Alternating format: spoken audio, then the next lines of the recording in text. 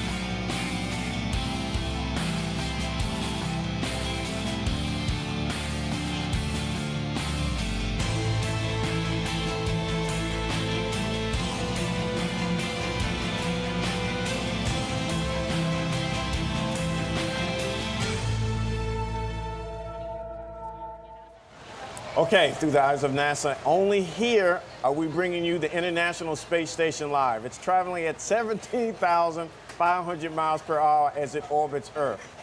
Now, from NASA's Johnson Space Center, we have Rob Navius in Mission Control. Rob, over to you.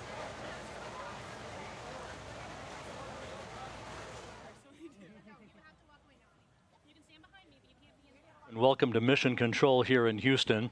About 40 minutes ago, the 6 residents of the International Space Station flew over southern Canada, south of Hudson Bay, at an altitude of 252 statute miles, with a very, very unique view of today's solar eclipse. We're going to be talking with the crew in about 18 minutes from now and sharing some of that very, very unique video with you. It was spectacular, I must tell you, and digital still imagery that Randy Bresnik has captured throughout the course of the first 2 of 3 passes the station is making over the eclipse throughout the course of the day today. That has already been posted on social media and will continue to be posted as the day wears on. But we're looking very much forward to talking to the crew and getting their impressions and thoughts as they passed over the eclipse just about 40 minutes or so ago. So we'll be back to you in just a few minutes with the crew of Expedition 52 aboard the International Space Station. For now, back to you in Charleston, Dwayne. Thank you, Rob. And coming up later in the show, we'll have another unique eclipse view from space.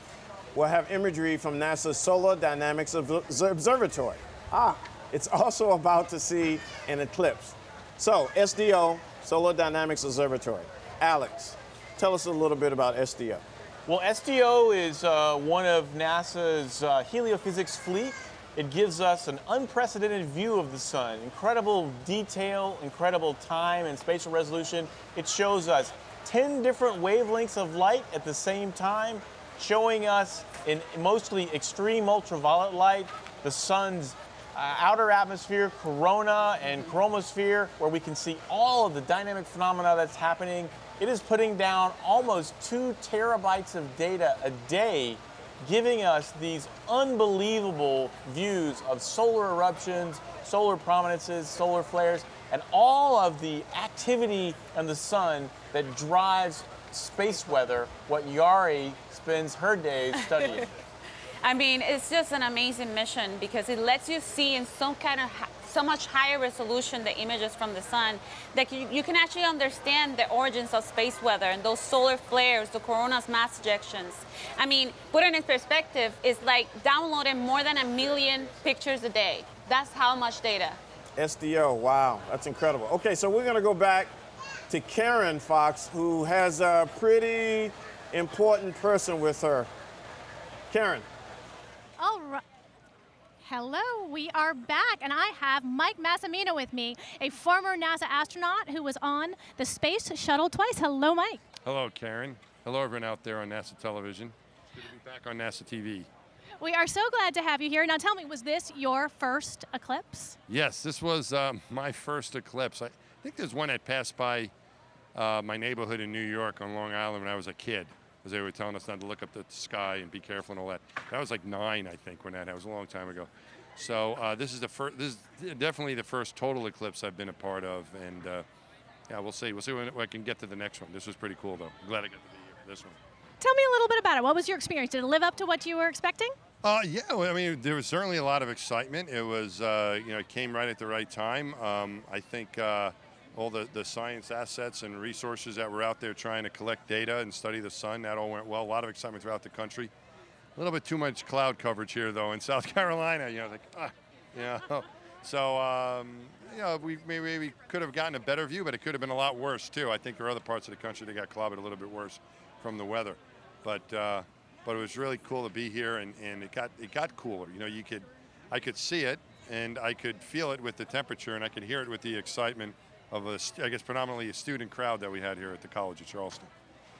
So tell me a little bit about what it's like, something that the rest of us have not been able to see, which is seeing Earth from space. Tell us a little bit about that. The Earth from space is the most beautiful thing I've ever seen. It really is beyond words. It's like a look into paradise. It's just a beautiful planet. We're very lucky to be here.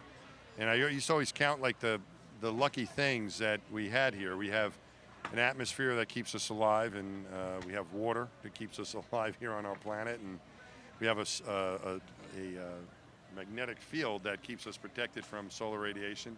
But we also have a moon and a sun. The sun is 400 times larger than the moon and 400 times further away, so they're the same size in the sky. So we get a chance to have solar eclipses, which other planets in our solar system do not. So we're lucky for a lot of reasons, and I'm going to add solar eclipses to the list. But the beauty of it, the beauty of the planet, and also the sense of clockwork of this, this ballet, this dance that goes on between the Earth, the Sun, and the Moon. You can see that in space, and you can see the rotation of the Earth. What we call the terminator between night and day, and as that just steadily rotates, just like this clockwork going on.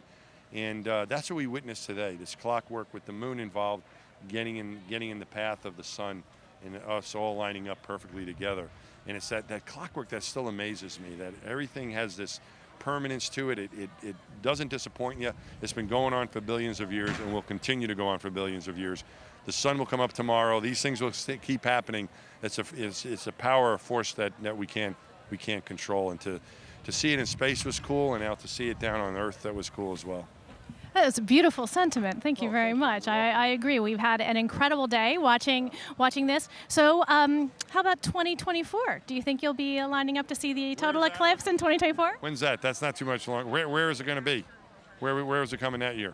That is going to go up from Texas up through Maine. It will be in 2024. We're excited. So not coast to coast, but yes, that'll be good. I'll go.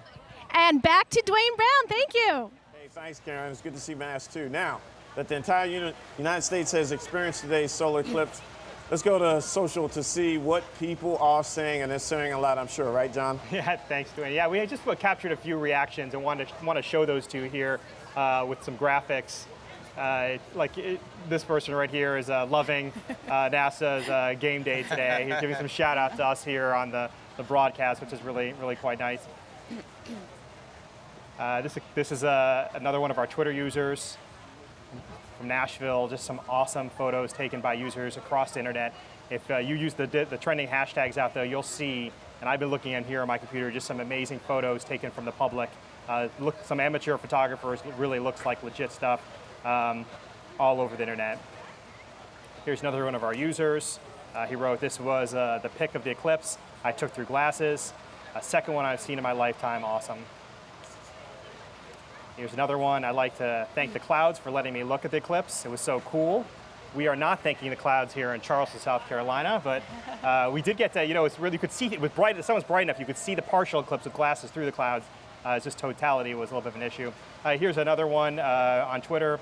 It's very weird to be in a darkened home with not so much daylight at 2:45 p.m., yet the sun is still shining outside.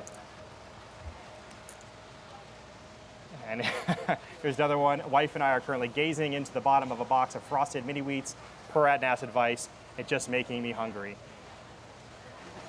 And honestly, it was better than I thought. I think a lot of people across, that's one thing we're really seeing. I mean, everybody knew this was happening. I think the emotional experience that went with the eclipse, a lot of folks we're seeing online weren't necessarily anticipating that. I think it could be really heart-wrenching and scary a little bit, but also really emotional and spectacular. And, here's another one. And any other day, I'd be concerned if I saw a line of people on the roof of the parking garage. Today, not so much. It is solar eclipse day. And here's our last one I want to show you all. I'm saying y'all. Y'all, oh my God, OMG, it was the coolest 2 minutes of my life. So I think a lot of people around the country were seeing that sentiment. This is the sort of celestial event that really has a big impact. You know, we look at the sun every day, and we see it in the sky. It's a very constant for us. And all of a sudden, for it to be obscured feels a little unnatural. And I think that's one of the things we were really seeing across the internet. So thanks everyone for submitting your questions with the hashtag and for giving us your photos. We really appreciate it, and it's been a spectacular day for all of us. You know, that's the great thing about social media, the creativity and those things are like, they're just so awesome when they post those things. You get honesty. Yes, and we really, really appreciate your support for NASA, and keep those images coming in. Okay, so we've witnessed a total solar eclipse as it moves across the entire United States. And it's incredible to think about how NASA scientists are using advanced tools to image this eclipse. So Alex, you know, before all of this advance and here, you know, the cameras that people use that we have now, I think people used to draw the eclipses. You know, let's take a little history lesson. Yeah, so, you know, one of the things that's amazing, so looking at the sun and eclipses is actually the beginning of modern astronomy. And before we had cameras, people actually drew eclipses by hand. And in fact, this phenomena that Jari and I study, coronal mass ejections, were first seen in an image. So if you look at this image, I had an image up from this book. It's actually an image of a coronal mass ejection. But what you're seeing here are images from 1869 showing you the corona drawn by hand. But when we looked back in the past, before we had cameras, we discovered helium on the sun. That was done during a total solar eclipse. We discovered the outer atmosphere was hot, and we even were verified general relativity in 1919. Yes. And you know, the image that Alex was going to show you in the book is actually like 100 years before we can actually see it with a satellite. Isn't that amazing? Okay, so you know what? I want to do something fun here. All right, we're having fun. Can we have some more fun? So Alex, I mean, and for the young students out there and folks, the future generation scientists, as I told Alex earlier, he is one of the coolest looking scientists that I've seen. He's got the earrings, got the look, but he also has something even cooler. I got to show him the shoes, man. All right, let's see if we can get this to work. Let's show them. Oh no, there you go. There you go. Flame shoes. How cool is that, folks? So Alex, what got you into the heliophysics and the sun? A little background. Well, I've been interested in astronomy all my life, seeing things like Star Trek and Carl Sagan. But when I was studying astrophysics in graduate school, my professor said, you know, you ought to look at the sun. The sun is really close, and it's something we can study in incredible detail, and you can use this as a tool to study the rest of the universe. So that was when I realized that we can learn so much about our universe, why we're here, just by looking at our closest star, the sun, and all the incredible detail that we have. And this is the reason why scientists are so excited about total solar eclipses, because we can see a region of the sun in visible light with our own eyes that we cannot even see from space. Fantastic.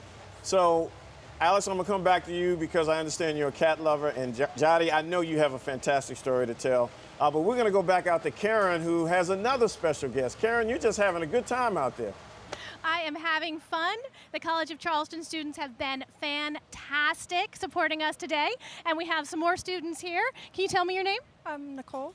And tell me what year you are and what you're majoring in. I want to learn a little about you. So I'm a senior at the College of Charleston. I'm studying biology. I want to do conservation work with like endangered species and fragile habitats. Fantastic. So was this your very first total solar eclipse? Yes. And what did you think? It was really awesome. I was glad I got to see it. Tell me a little bit about what you felt when it got dark and got cold. What did you think was happening? It was kind of just surreal. I didn't really know what was going on. I didn't expect all the lights to come on and stuff, so it was really cool. How about the rest of you? How was your experience today on the total solar eclipse? Unreal. Yeah. I'll never see it again. You're going to see it in 2024. Oh, really? Really? And where? Where at? We have another total solar eclipse across the United States from Texas to Maine, 2024. And of course, you could start traveling for them. Do you think you'll start traveling for them? Probably not. honestly. It was cool, but I don't know. It's kind of a once-in-a-lifetime type of thing. Yeah. All right, I'm going to ask you my favorite question I've been asking students this week. What is the music you associate with the sun and space and the eclipse? Give me something. Here comes the Dark sun. Side of the Moon. Sing it for me. Nah. Come on, come on. Okay, here comes The sun. Clap. Here comes the sun. Doo-doo-doo-doo. Thank you very, very much. We are doing well here at the College of Charleston, having a great time. People are beginning to leave the quad now and moving on and going on to start school tomorrow, right? So is this like the best start of school ever? Yeah, definitely. I couldn't have started like a different way. I've been awesome. Fantastic. We've got one more person here. Do you want to come over? Come on. Tell me a little bit about what you experienced. Was it like what you expected? What did you expect? I expected it to get dark, but I didn't expect the temperature to change and get so cold. I felt the same way. I was really surprised. I kept thinking it was going to rain or something, and it never did. It was fantastic. All right. What are you going to do with your Eclipse glasses now? Just keep them as a souvenir. I might put them in a scrapbook. Oh, I like that. Don't use them if you ever get them scratched, okay? Okay. If you keep them pristine, you can use them again, but not if they get scratched, okay? You're going to be real careful with these, right? All right, fantastic. Anybody here a science major? Any one of you guys? You are? Come on up. Oh, look at your shirt. Look at your fantastic shirt. Wow, tell me about your shirt. I don't remember where I got this, but it's obviously constellations, and it seemed appropriate since it was astronomical. I agree. And what kind of a science major are you? Geology and biology, probably. And do you say that this inspired you a little bit more and be excited about science? Yes. Really amazing. Thank you very much. I'm so glad you all were here today, and we are going to hand it back to Dwayne Brown. Thank you so much. Thanks, Karen. You know, and they are special guests because, you know, the kids and our future scientists are really, really important and special. And Jody, I know the audience wants to hear your story. I mean, it's amazing. I mean, we're sharing here. Tell us your story. Well, I mean, I started interested in science since I was a little kid. I was very curious, but it was when I remember I traveled to Florida. I have family in Florida. I was 6 years old, and I went to the Kennedy Space Center, and I saw the amazing things that NASA had there. I put in my mind, I want to work for NASA one day. And coming from a little island, you know, Puerto Rico, hola Puerto Rico, I mean, I have to work really hard, but it's, you know, here I am. I work really hard, and it has been an amazing experience, and look where it got me. Oh, my goodness. Well, I'm glad to be here. It's been a great day. So, ladies and gentlemen, we've been talking about this. Now it's time to go back to the Johnson Space Center to Rob Navius and the International Space Station coming up. Rob. So, okay. Not yet. So, what we're going to do, we're going to come back here. I just love live television because you turn. But, so, now we can talk about cats. Catman. Yes. I'm a cat man. Let's go. I'm a cat lover. Yeah, so, you know, I love cats. I've always had cats. My wife has cats. And the great thing about it is they're such great companions, and I do a lot of traveling for NASA. And it actually is very convenient to have a cat because they let you go away, come back. They're still glad to see you, but they don't need quite as much care as a dog does. So actually, for all the work I've done and all the time I've spent out studying the sun from other countries, cats have always been there for me. So 2 quick questions, and then we are going to go down to Houston. Advice for becoming a scientist, real quick. Well, study. It sounds simple, but just keep going to school, but try as many different things as you can. Experience in different opportunities, internships, things like that, because it gives you a chance to really see the breadth of science and technology out there. Jody. Keep motivated. You know, like Alex said, do the internships, try different things, because you never know exactly what you really like, and to be really happy on your job, you really have to find that calling, what you really, really love. Yeah, and for the folks and the kids and the students watching, and a lot of you out there, I mean, look, Alex and Jody, I mean, they're amazing. They're amazing. And we'll hear more about them. Now, within the past hour, as Eclipse swept across the continent, U.S.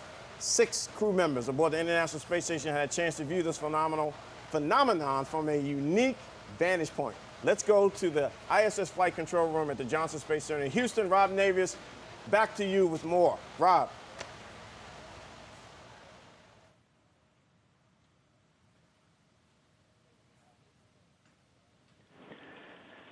Thanks, Dwayne. You know, millions of people have been witness to this amazing event across the United States throughout the day today. But up on the International Space Station, members of the Expedition 52 crew have had a unique celestial front row seat to history.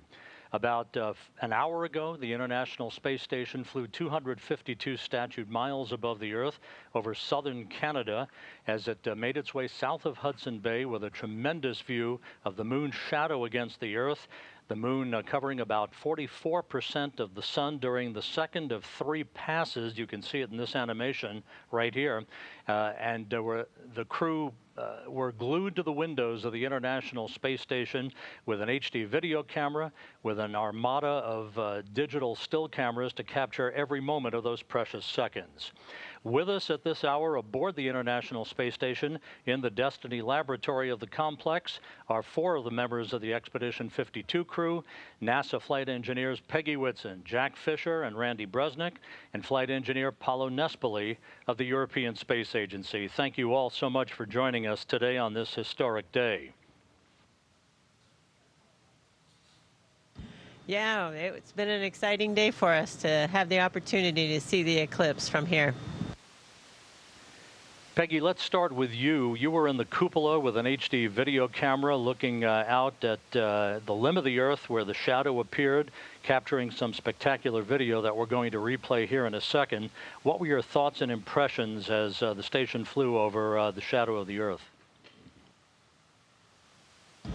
Well, I'd seen pictures from previous eclipse, and so I think I had underestimated what this would look like.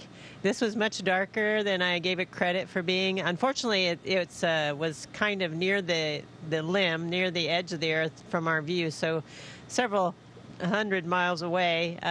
But it still was impressive to be able to see that dark spot as we passed by. For Randy Bresnik, Randy, you've been looking forward to this event for some time now. Your thoughts and impressions of the eclipse. You also shot digital still imagery of it as well. And what does a solar eclipse do to a human being? What does it do to a human being in terms of understanding our place in the universe? That's certainly a big question. You look down at the size of the shadow, and we've gotten used to the scope and scale of what the Earth looks like from here, and just understanding how many people will be affected by that. And a friend of mine the other day, mentioned that, and it kind of really came to me. We were actually looking at it. Was that just a few hundred years ago, human beings wouldn't have even known that the eclipse was coming, and so here you are, looking up, and all of a sudden the sun is disappearing. And what are the thoughts for all of human existence, where everybody's looking up going, the gods must be angry at us, and now we have the ability not only to know it's coming, people are excited about it. We know people that travel to go be under the umbra, and making an event, a celestial event. And for us being able to witness it from above was just really special, because it represents how far we've come with the technology we have. I mean, look, we're on the International Space Station, where we're doing, more than 250 different experiments, and working with an international team. Look at where we're at. And so I look forward to the next time we have a full eclipse. Maybe we'll be taking pictures from a lot farther away. For Jack Fisher, Jack, it's good to see you this afternoon. You sent a picture very early this morning of this raft of cameras that were laid out in the Destiny Lab, ready to rock and roll to capture every second of this unique event. Was it awesome sauce ×2 for you? Yes, it was awesome sauce ×2. And Rob, this has been a huge coordination effort. Comrade Randy has been in charge of planning where all of us would be, and a little orchestra of which window, which camera. So he did a great job with that. I was actually supposed to be taking off a window pane or a scratch pane right now, but due to the lighting and how we're going about it, we don't really need to. So I got lucky and got to join all these folks for the PAO event. It was, Peggy said she underestimated it. I definitely did. Just judging from the pictures, that spot was, a lot darker and a lot larger than I thought it would be. And, You know, I kind of was sitting in the Russian segment at the window thinking, you remember snipe hunts? I was like, man, this is kind of like a snipe hunt. I think somebody's pulling a joke on me. And then all of a sudden, this huge black shadow was going across the earth. So it was amazing, and it was cool to see from this vantage point. So absolutely awesome sauce times 3, Rob. 3 chocolate awesome sauce with a side of sun awesome sauce. I don't know. It was awesome, Rob. For Paulo, we do remember 6 years ago, May of 2011, when you departed the International Space Station on a Soyuz vehicle to come home from your last flight. You took that signature picture of the shuttle Endeavour docked to the station with all of the other international partner components and vehicles linked up. How did today's experience compare with that moment 6 years ago? Well, 6 years ago, I was kind of alone there on the Soyuz capsule taking pictures. So through the rest of the team, Dmitry Kondratiev was flying the Soyuz, and Katie Coleman was actually taking timing and telling me. But it was me with one camera and a video camera and taking picture. Here today we had, as you saw from the photo that Two Fish Jack sent this morning, we had an armada of equipment. We had multiple places. We were flying back and forth from the station to the cupola Russian segment, up and down, and it was a completely different orchestrated system. I was impressed too by the shadow passing by. I've seen some pictures. And I always, as a kid, I always thought the umbra would be kind of a square, defined square, but it was not. It's kind of a smudge, and this is interesting to actually see this with your own eyes.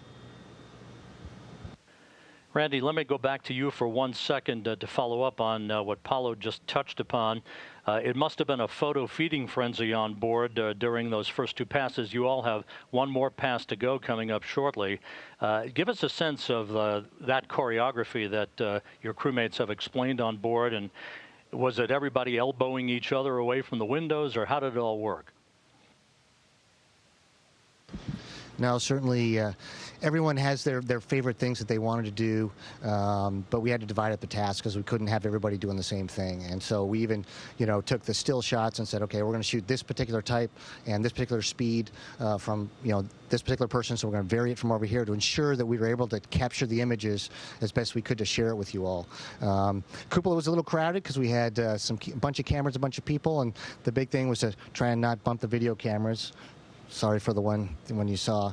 But, when you see all the video and the pictures, it's not any one person that took them. It's the Expedition 52 crew, to include our Russian crewmates. And so that's where the credit goes, because everybody did their part, not, doing what they wanted to do, which is a definition of teamwork, and that's why we're here. And Peggy, finally for you, you're less than 2 weeks away from returning to Earth after almost 10 months on the station, having logged more days in space than any American astronaut in history. How did this show today compare with some of the other major milestones you've witnessed and experienced during your 3 long-duration missions? Well, I think having the privilege of being on 3 different long-duration missions has given me a lot of interesting experiences, and this is just another one to put in the history books for my memory. I really enjoyed seeing this, and I think maybe a little more than I expected to. And so it's just another little piece, another memory, another very special event, another very special day of this fantastic experience of being in space. And down at Charleston, South Carolina, an old friend and colleague of yours, Mike Massimino, is standing by. He's got a question for you.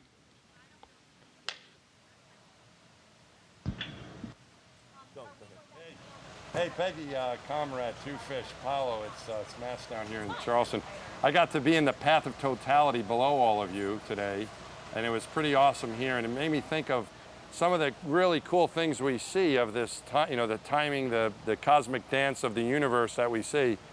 And for each of you, could you describe something that you've seen? Peggy, you've been up there more than anyone, any other American, and all of you. Something that you've seen that has been up there more than any compares to this, that you only see from space that we can't see on the ground.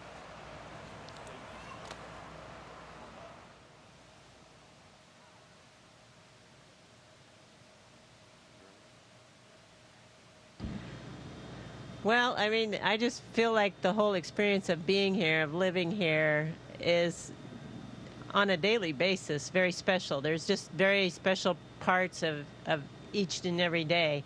I do think this one is very nice. We've seen some incredible auroras lately. I've really enjoyed seeing scientific research getting completed, some really cool research getting completed. And of course, you can't beat the view during a spacewalk. But it's just a piece of this huge puzzle of why being in space is so beautiful. Back here in Mission Control, for all of you, an amazing day and an amazing opportunity to share a few minutes with the Expedition 52 crew. I'd like to thank Peggy Whitson, Randy Bresnick, Jack Fisher, and Paulo Nespoli for their time today. And for you, Peggy and Jack, and your crewmate Fyodor Yurchikhin, soft landing in your Soyuz on September 3rd. You all be well and fly safe. And with that, Dwayne, we'll toss it back to you at Eclipse Central in Charleston, South Carolina. Thanks, Rob. Mike, thank you. It's always good to see you. Thanks for letting me. It's good to be a part of the NASA team still. Thank you so much for thanks for having me. Alex. Thanks a lot. So Mike, we got you here, man. So you were here. This isn't your first eclipse here. My first one, yeah. I never saw one in space, and never saw one on the ground. So this is my first one in space or on the ground was today. Okay, I know you've been asked the same question, but just how did you feel? I mean, you told that, it's amazing, It was a really cool, it got a lot of people excited. This is one of the bigger events, maybe the biggest event we've had for a while anyway, and something that everyone can get excited about. Lots of people flocked to the path of totality and as close as they could get, and I just felt there was a lot of excitement about it, which was great. I wish the weather was a little bit better here, though. Yeah. We had some clouds in the way, but even with that, it got dark, it got cool.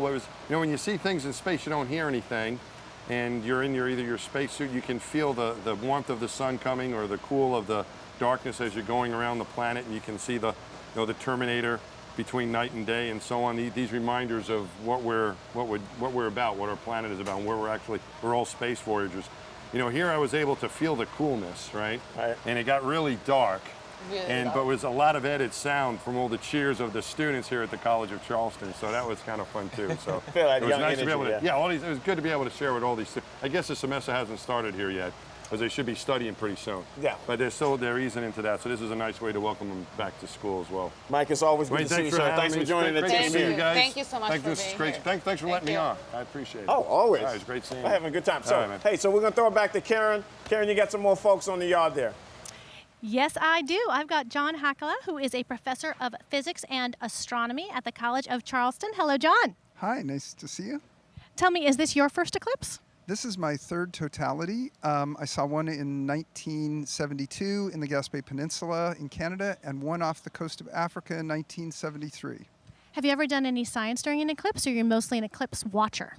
I'm mostly an eclipse watcher. I was relatively young, but those two eclipses were what got me into astronomy. Fantastic. Tell me a little bit about what you did to prepare today for this eclipse with the students. Well, we had tremendous support from the faculty and staff at the College of Charleston, who put together an event around the eclipse and tied it in with our convocation. So this morning we had a convocation event where we introduced the students, and they're kicking off their 4 years in college with the eclipse. It's probably one of the best ways to, if there's ever a sign of things to come, this is probably it. And I saw you out there with some telescopes today. Were people looking through them? We tried to set those up. I'm not sure how successful they were because of the cloud cover, but we were able to use some indirect pinhole methods, and I walked around one of these devices to students around the yard here, and they seem to enjoy it quite a bit. It's nice when you hear them say, "Cool, can I take a picture?" It's So life has changed. Can we do a tweet of you and your telescope? Tell me a little more about that with your students. So were there any of your older students who you knew were out here today, who you knew were excited, and what was their experience like? So most of our advanced students were working with faculty members from the department, and they went to different sites and locations around the city and the county. So they were covering city parks, state parks, pretty much anywhere that they could get a location. I think we had 16 different sites. So we took the distributed approach. And in fact, I'm here almost by default because everyone else had chosen a place to go. And when the college decided to make a big deal about it, I thought, okay, well, I guess I can suffer and be a good sport. And just to show you what being a good sport means, I had to wear this hat. You look fantastic. No, it's great. So tell me, what was the craziest question you got that somebody asked you about the eclipse? So I wouldn't say that it's the craziest thing that I got asked, but I know that a few of the staff folks were telling me that because this coincided with the move-in day, apparently we had some parents who were frustrated with the fact that they were trying to move their kids in, but they had no hotels to stay in because everything was packed. And so they asked some of the staff if they could move the time of the eclipse. Well, it happened whether or not we wanted it, but I have to agree it's been hard finding a place to stay. I'm sure that Charleston and the college will be happy as things calm down, you get into your year. Tell me just a little bit more. Do you have plans for taking this eclipse into the classroom? I'm curious about whether you think this will kindle excitement for people, maybe get a few new science students. Absolutely. I mean, I think this is, there are very few opportunities that we have where science comes to the public like this event. And I think NASA's done a tremendous job of advertising this across the country. But as far as it goes here, I mean, we have the advantage now of we had some public lectures by Paul Hertz and Alex Young, and Alex is going to show up in my class tomorrow and kick the year off. So we're very excited about being able to merge this with the beginning of the school year. That's really fantastic. I know NASA's really excited about hoping that the kinds of information that we've been sharing around the country really gets people excited. As you know, there have been events everywhere. This is our last stop along the way. Tell me, do you already have plans for 2024? I'd like to say yes, but I need to relax from this one first, I think. Like everyone here, I think this has been, everyone's done a tremendous job putting on a great show and making all the efforts to tie in as many students and the public as possible. But I think we're all ready to take a short breather before we move on. Well, let me ask you one other question, because you had just told me a little bit. You actually work with NASA data, don't you, on a regular basis, your research? What do you work with? I study cosmic gamma ray bursts, and I've worked with data from the Compton Observatory, the BATSI satellite. I was a team member on BATSI, and then I've worked with Swift data. I have a number of collaborations going with that, and with Fermi data, and I have a number of collaborations going with that. Fantastic. It's been great talking to you, and we're going to go back to Dwayne Brown. Thank you.